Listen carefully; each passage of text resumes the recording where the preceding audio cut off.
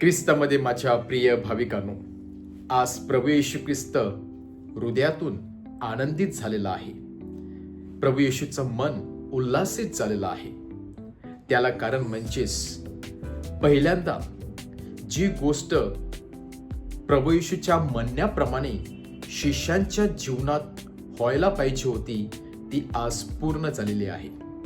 कुठेतरी स्वर्गीय पित्याने प्रभू येशूची प्रार्थना ऐकल्यासारखी झालेली आहे. आणि ती अशा कुठल्या गोष्टीमुळे आज प्रभू येशू ख्रिस्ताचं मन उल्हासित झालेलं आहे? अशी कुठली गोष्ट आहे की ज्यामुळे प्रभू येशू ख्रिस्ताचं मन भरून आलेलं आहे? ती गोष्ट म्हणजेच अज्ञानी लोकांना परमेश्वराने स्वर्गीय ज्ञानाने भरलेलं आहे. जे ज्ञान पुस्तके वाचून मिळत नाही, जे ज्ञान पैशाने विकत घेता येत नाही, पण जे ज्ञान केवळ आणि केवळ स्वर्गातून मिळते, स्वर्गीय पिता आपला देत असतो, ते ज्ञान आज लहान मुलांना वाटण्यात आलेलं आहे. ते ज्ञान आज अज्ञानी लोकांना देण्यात आलेलं आहे.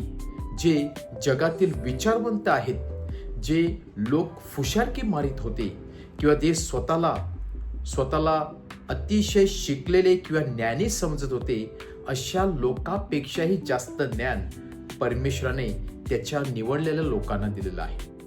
आणि म्हणून प्रभू येशू ख्रिस्त जेव्हा आपल्या शिष्याकडे पाहतो तेव्हा खरोखरच आपलं मिशन कार्य पूर्ण झालं आहे असं प्रभू येशू ख्रिस्ताला वाटत आहे.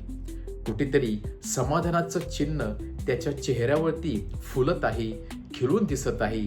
कारण आज त्याने आपल्या शिष्यामध्ये तो आनंद पाहिलेला होता. आपल्या शिष्यामध्ये स्वर्गीय पित्याचं प्रतिबिंब पाहिलेलं होतं.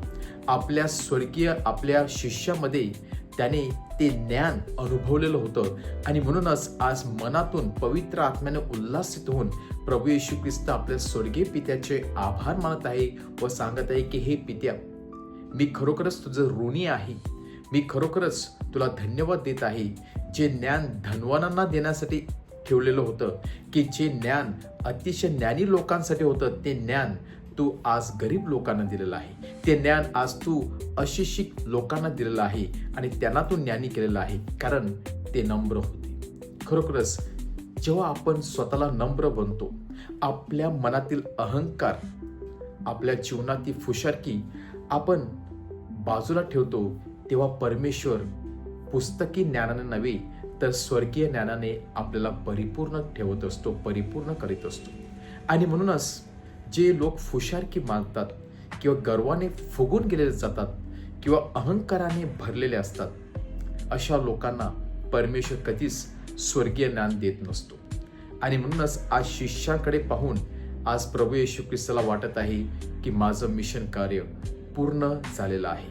आज माझ्या शिष्यांना जे 3 वर्ष मी त्यांना मी जेव्हा त्याची जडणघडण करत होता, जेव्हा मी त्यांना शिकवण देत होता, आज ते पूर्णपणे त्याच्यामध्ये उतरलेले आहे शिकवण. आज स्वर्गीय पित्याने त्यांना ज्ञानाने भरलेलं आहे.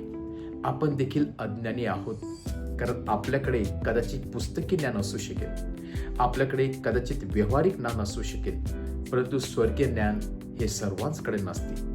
त्यासाठी पवित्र आत्म्याचं दानाची गरज असते. आज आपण ते दान परमेश्वराकडे मागूया, कारण आध्यात्मिक जीवन जगत असताना आपल्याला स्वर्गीय पित्याने दिलेल्या त्या ज्ञानाची गरज असते. जे ज्ञान आपल्याला सार्वकालिक जीवनाकडे घेऊन जाणार आहे, जे ज्ञान आपल्याला शेवटच्या दिवशी त्या घटकेपासून आपल्याला वाचवणार आहे, जे ज्ञान आपल्याला त्या सैतानी जाळापासून मुक्त करणार आहे, अशा ज्ञानाची आपल्याला गरज आहे.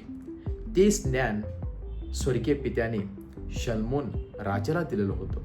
तेच ज्ञान स्वर्गीय पित्याने दावीद राजाला दिलं होतं. त्याच ज्ञानाची अपेक्षा आपण करूया की परमेश्वराने आपला देखील त्या ज्ञानाद्वारे आपलं तारण करावं, सैतानी हल्ल्यापासून आपला बचाव करावा व कुणाला कसे उत्तर द्यावं किंवा पवित्र आत्म्याच्या सामर्थ्याने आपल्याला परिपूर्ण करून आपल्यामधील असलेल्या ज्ञानाची वाढ करावी. म्हणून आपण परमेश्वराकडून विशेष अशी कृपा व पवित्र आत्म्याचं दान मागूया.